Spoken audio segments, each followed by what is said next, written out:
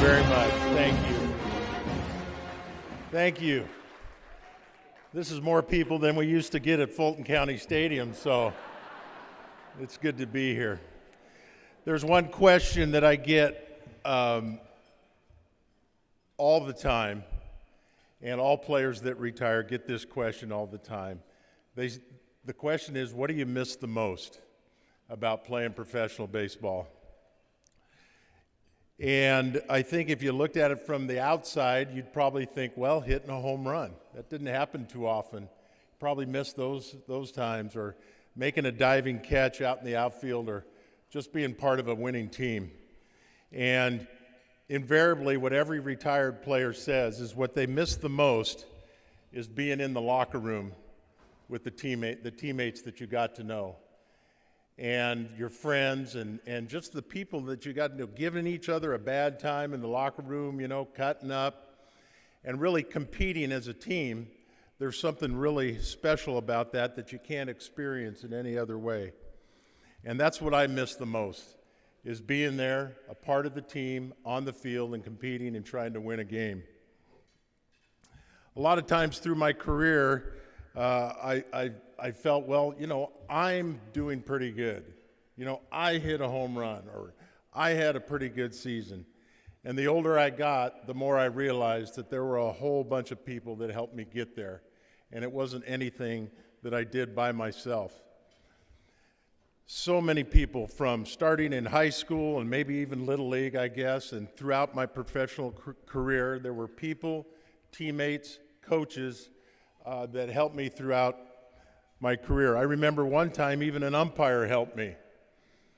I was facing Don Sutton, and I can't remember who he was playing with at that time, either the Dodgers or the Astros, and I looked really bad on my first at bat, and I struck out, and I was kind of half jogging, half walking out to center field, and John Kibler, the second base umpire, looked at me. He says, "What was that, Murph?" He says, "You got to get up there and swing the bat. Let's go. Be aggressive. You're taking too many pitches." This was the second base umpire. And I'm looking at him. I'm like, "Okay, John, settle down, settle down." So I went up the next time, and Don Sutton made a mistake, and I hit a home run. And I jogged past John Kibler, and he looked at me, started smiling. He goes, "That's what I'm talking about." So we had a lot of people helping us. I believe God made us to be team players.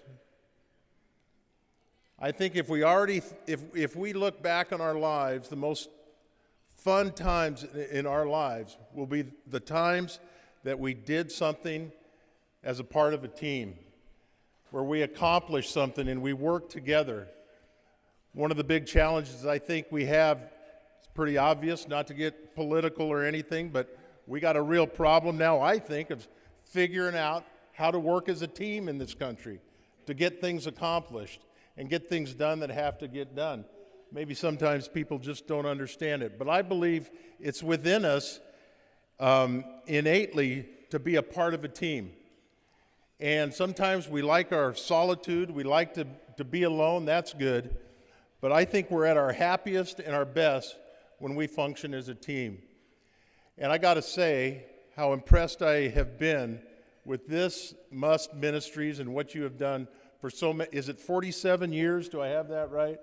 What you have done. And it's so impressive to me, and I'm so thankful to be a small part of this team tonight. But this team, MUST Ministries, and if you think about our lives, look at all the little teams we're a part of. Probably starting with the family, obviously, looking at work, and our faith, our church, whatever we do, this great group here, there's something satisfying to our souls as we work together as a team. And also everybody understanding what their role is as a team. Now, things can be really good as a part of a team. I was only part of a one division championship, but I can tell you that just being part of a team and trying to accomplish something was one of the greatest thrills I ever had in my life. Now I'm still part of a team. I got my family. that is it. Those relationships within that team is something that I feel a lot of joy with. And every group that I am a team member of is something that's very special.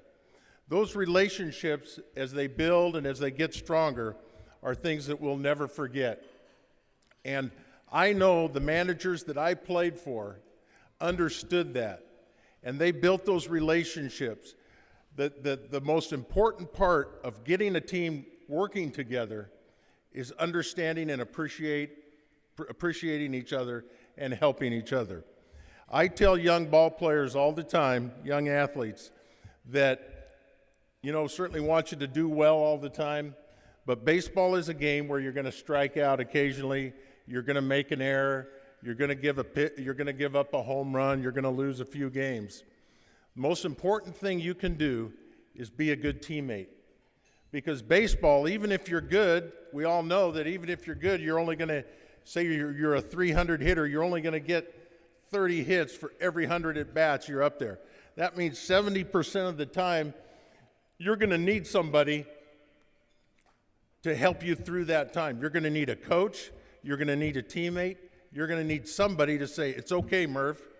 Don't worry about it. Get him next time. Hang in there. Keep going. Because 70% of the time when you're out there, if you're a good player, you messed up. And you need good teammates. I remember I used to strike out a lot. I don't bring that up all the time, but I did strike out a lot. And my first at-bat, I struck out. My second at-bat, I struck out. And my third at-bat, I struck out. And I was pretty depressed. And I went back to the dugout. I was sitting on the bench, and Bruce Benedict came up to me.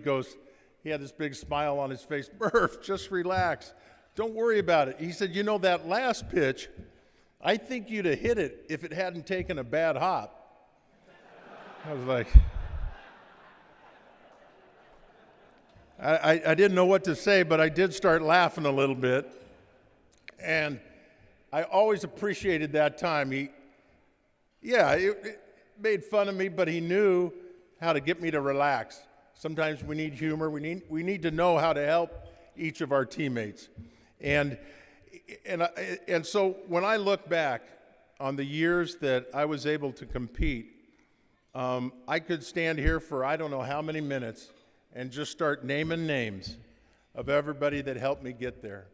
And I am thankful to be a part of a team through my days with the Atlanta Braves, and I'm grateful for the teams that I'm a part of now. And I appreciate MUST Ministries. This is so impressive, and I'm thankful to be a small part of this team tonight. We got a lot of issues in the country and areas of need, and I'm convinced that MUST Ministries is a model of how we help each other. And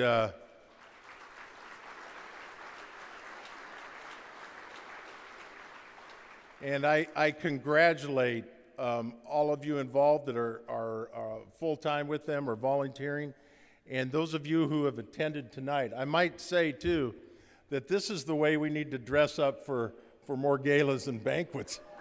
Man.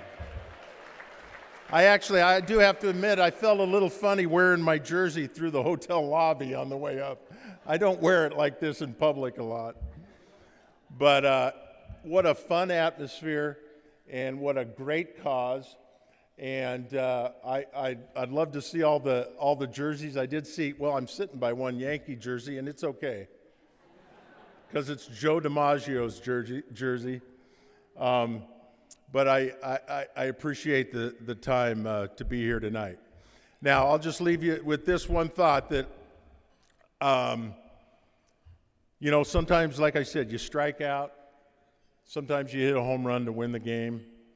But the most important thing for us to do every day, day in, day out, is to get up to the plate, tap the plate, dig in, look out at that pitcher, and swing for the fences every time.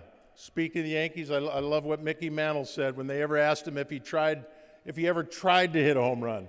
And he looked at the guy and he started laughing and he said, every time. But that's what we need to do.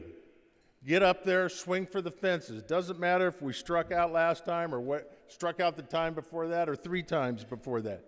Get in there, give it a rip, and have some fun. And to go with the slogan tonight, get up there, swing for the fences, and knock poverty out of the park. Thank you very much.